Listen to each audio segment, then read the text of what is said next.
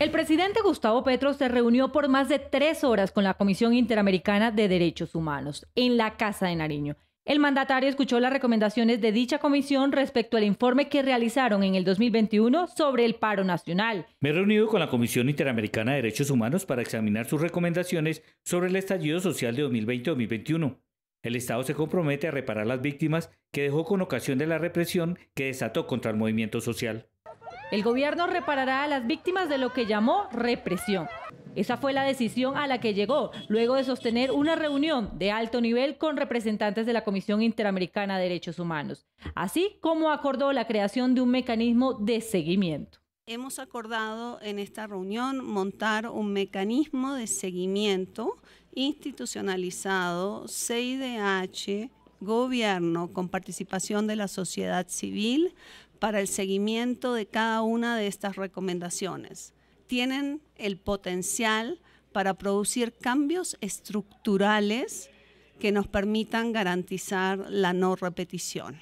Para la presidenta de la CIDH, el informe que presentaron al presidente y a la sociedad en general a las 2:30 de la tarde reconoce los hechos concretos del estallido social. La comisión en su informe, como ustedes podrán ver, reconoce los hechos concretos del estallido, pero las causas estructurales y sobre todo este seguimiento de recomendaciones implica abordar la situación, garantizar el derecho a la protesta, el respeto a la interseccionalidad, el rechazo que se tiene que dar a la judicialización de la protesta. El relator de la CIDH para Colombia, José Hernández García, dijo que el encuentro fue sumamente importante y se mostró la vocación de cooperación del mandatario. Pero ¿cómo ven expertos la decisión del jefe de Estado?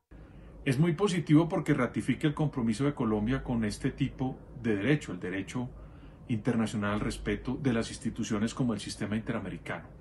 Para el analista político Pedro Viveros es importante atender las víctimas desde la primera hasta la última línea. Así como hay que reconocer que hubo víctimas en lo que podríamos simplificar como la primera línea, también hay que ver dentro del fallo cómo se va a respetar el derecho de lo que uno podría denominar la última línea.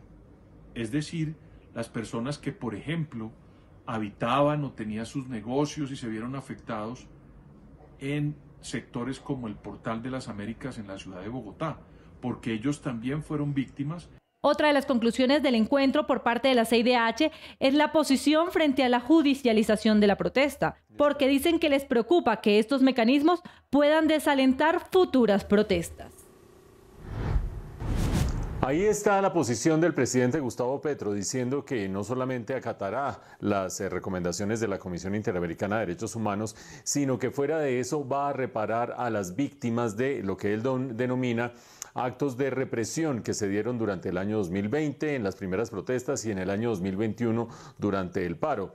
Digo que él lo denomina represión porque en realidad se está hablando de muchos casos muy diversos. Cuando uno dice primera línea, en la primera línea hay distintos tipos de actitudes, distintos tipos de personas con distintos tipos de cargos, los que están en este momento privados de la libertad, pero igualmente cuando se habla, por ejemplo, de los castigos a las víctimas de esa represión, hay también de todo. Hay algunos casos en los que la actitud de la fuerza fue justificada, otros en los que fue excesiva. Entonces, meter todo en un mismo canasto no conviene. Y creo que el mensaje tanto del presidente Gustavo Petro como de la Comisión Interamericana de Derechos Humanos corre el riesgo de meter todo en un mismo paquete. Ustedes ya vieron, la Comisión Interamericana de Derechos Humanos ha dicho que el estallido social en general, pero en concreto su manifestación en Colombia, obedece a unas causas objetivas, que es una protesta legítima, que no puede ser estigmatizada, que no puede ser castigada.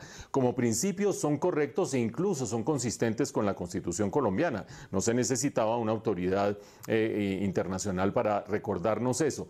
Pero es que no siempre se trata de un derecho a la protesta ejercido legítimamente. Muchas veces se trata de excesos. Díganme ustedes, agarrar a unos policías y encerrarlos en un CAI y tratar de prenderles fuego, o atravesar un alambre de lado a lado en una calle oscura para decapitar gente que va en bicicleta, Z, si eso puede ser protesta legítima. Por eso hay que discernir, y el discernimiento lo ha venido haciendo la justicia colombiana.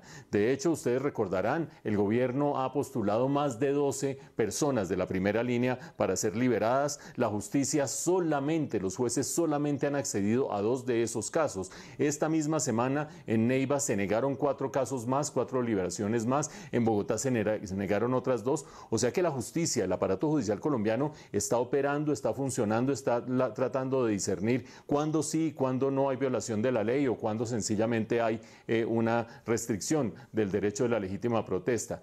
¿Por qué eso es relevante? Porque la Comisión Interamericana de Derechos Humanos, el Sistema Interamericano de Derechos Humanos, entra en colisión con sistemas judiciales nacionales muchas veces o con sistemas políticos nacionales muchas veces, como está sucediendo en el Perú. Por eso decir, vamos a acatar todo lo que dice la Comisión Interamericana de Derechos Humanos y no tener en cuenta lo que está haciendo el aparato judicial colombiano es más o menos poner una por encima de la otra. Y creo yo que en idoneidad de las investigaciones habría que poner la lupa para ver qué está haciendo el aparato judicial colombiano antes de sacar conclusiones que sean contundentes.